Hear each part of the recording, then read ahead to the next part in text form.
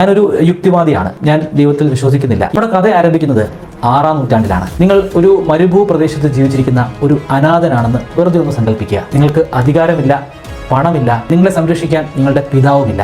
നിങ്ങൾക്ക് അവിടെ സർവൈവ് ചെയ്യാൻ സാധിക്കുമോ? നിങ്ങൾ ജീവിക്കുന്നത് 6-ാം നൂറ്റാണ്ടിലാണെന്ന് കൂടി ഒന്ന് സങ്കല്പിച്ച് നോക്കുക. ആ കാലഘട്ടത്തിൽ ഇത്തരത്തിലുള്ള ഒരു കുട്ടി വളർന്നു വലുതാകുക എന്ന് പറയുന്നത് ശരിക്കും സങ്കല്പിക്കാൻ പോലും സാധിക്കുന്ന ഒരു കാര്യമായിരുന്നില്ല.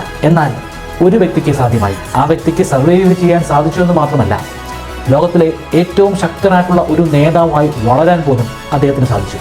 സത്യസന്ധമായ യുക്തിചിന്തയുടെ മാതൃക. നമ്മൾ സോഷ്യൽ മീഡിയയിൽ പലതരത്തിലുള്ള യുക്തിവാദി ചർച്ചകളും സംവാദങ്ങളും കാണാറുണ്ട്.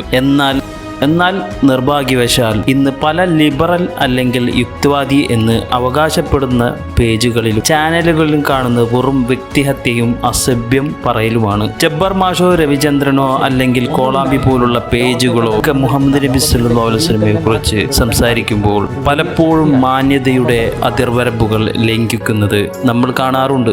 എന്നാൽ ഇതിനിടയിൽ തികച്ചും വ്യത്യസ്തമായ ബഹുമാനം അർഹിക്കുന്ന ഒരു നിരീക്ഷണവുമായി വന്ന ഒരു ചാനലിനെ കുറിച്ചാണ് എനിക്ക് പറയാനുള്ളത്.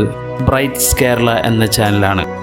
The real history of Muhammad നബി. അദ്ദേഹം ഒരു നിരീശ്വരവാദിയാണ്, യുക്തിവാദിയാണ്.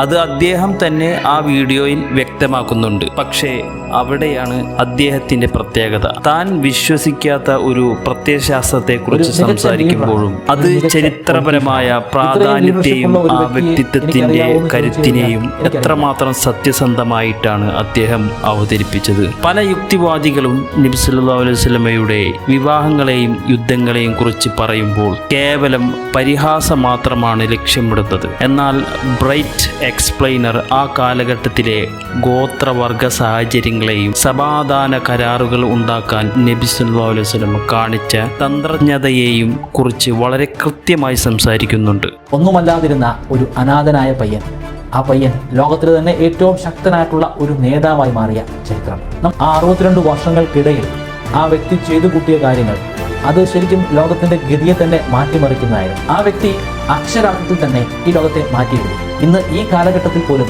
അദ്ദേഹം പറഞ്ഞ നിയമങ്ങൾ അതേപടി പാലിച്ചു പോകുന്ന അനേകം വ്യക്തികളെ നിങ്ങൾക്ക് കാണാം. ഈ വീഡിയോ ചരിത്രം മാത്രമാണ് ഞാൻ പറയുന്നത്. അവരുടെ എണ്ണം ഗണ്യമായി വർദ്ധിച്ചുകൊണ്ട് തന്നെ ഇരിക്കുകയാണ്.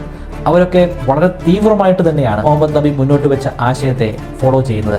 അത്രയും തീവ്രമായിട്ട് ഫോളോ ചെയ്യുന്ന മറ്റൊരു ആശയവും ശരിക്കും നമ്മുടെ ഈ ലോകത്ത് നിലവിലില്ല, എൻ്റെ അറിവിലില്ല. ഞാനൊരു യുക്തിവാദിയാണ്, ഞാൻ ദൈവത്തിൽ വിശ്വസിക്കുന്നില്ല. ഈ ഒരു വീഡിയോ അവതരിപ്പിക്കുമ്പോഴും ഒരു ദൈവമായിട്ടോ അല്ലെങ്കിൽ ദൈവത്തിന്റെ പ്രതിനിധിയായിട്ടോ ഒന്നുമല്ല ഞാൻ മുഹമ്മദ് നബിയെ വിശേഷിപ്പിച്ചത്. പക്ഷേ ഒരു കാര്യം സംബന്ധിച്ചേ മതിയാകും, അദ്ദേഹത്തിന്റെ നേതൃപാടവം. അത്രയും നേതൃപാടവമുള്ള മറ്റൊരു വ്യക്തിയെ എനിക്കറിയില്ല. അതൊരു അവസാനമായിരുന്നു, മുഹമ്മദ് നബിയുടെ അവസാനം. പക്ഷേ അദ്ദേഹത്തിൻ്റെ ആശയങ്ങളുടെ, അദ്ദേഹത്തിൻ്റെ വിശ്വാസങ്ങളുടെ അവസാനമായിരുന്നില്ല. അതിന് എന്തെങ്കിലും ഒരു അവസാനം ഉണ്ടാകുമോ എന്ന് ചോദിച്ചാൽ എനിക്ക് അറിവില്ല.